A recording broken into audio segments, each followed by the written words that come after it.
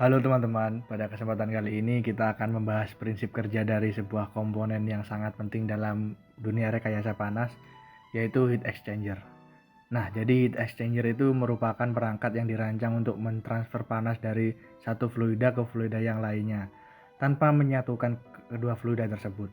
Prinsip kerja dari heat exchanger itu ada inlet dan outlet yang merupakan fluida panas dan dingin dimasukkan ke dalam heat exchanger melalui inlet dan kemudian keluar melalui outlet.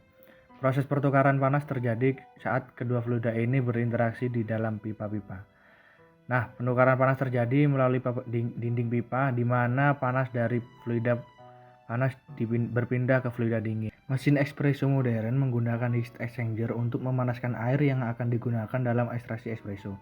Heat exchanger memungkinkan pemisahan antara air yang akan digunakan untuk ekstraksi dan air yang digunakan untuk menguapkan susu untuk sistem steam vent. Untuk proses kerjanya sendiri, air yang masuk ke heat exchanger akan dipanaskan oleh elemen pemanas, kemudian di sensor suhu mengukur suhu air yang akan digunakan untuk ekstraksi.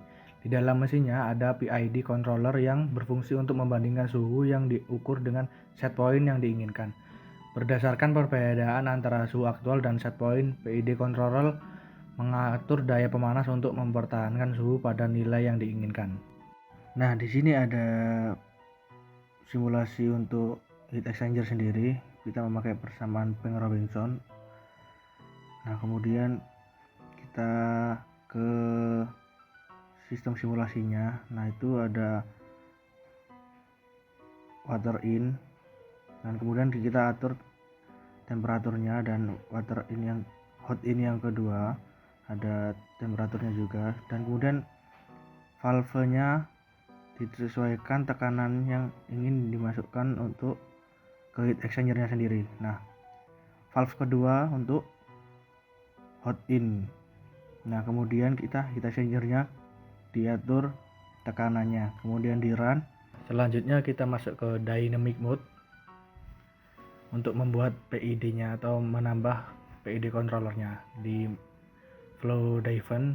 Nah, kita menambah PID controller.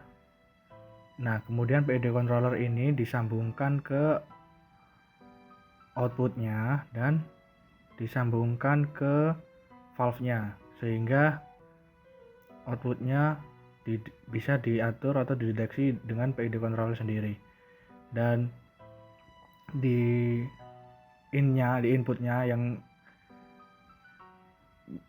masuk ke heat exchanger kita juga disambungkan dengan PID controllernya sehingga dapat disesuaikan dengan suhu atau temperaturnya.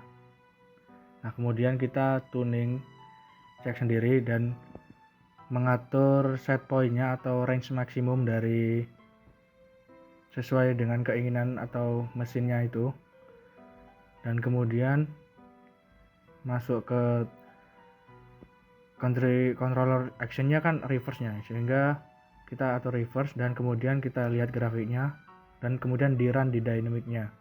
Demikianlah prinsip dasar kerja heat exchanger dengan PID. Dengan memahami mekanismenya, kita dapat merancang dan menggunakan heat exchanger secara lebih efisien sesuai dengan kebutuhan spesifik aplikasi kita. Terima kasih telah menyimak dan semoga penjelasan ini bermanfaat.